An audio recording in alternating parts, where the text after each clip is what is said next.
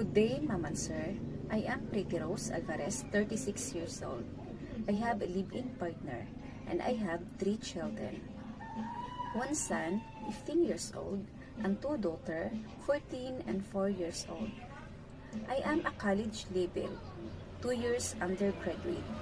I am an experienced 2 years house helper in a local. I do cooking a little bit Chinese food because my employer is a Chinese and Filipino.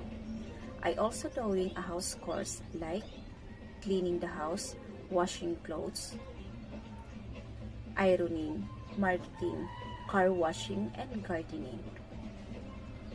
Ma'am and Sir, if you're hiring me, I will do my responsibilities with love and dedication. I hope I will be part of your family. I will treat your family like how I treat my own family with love. I am a happy person.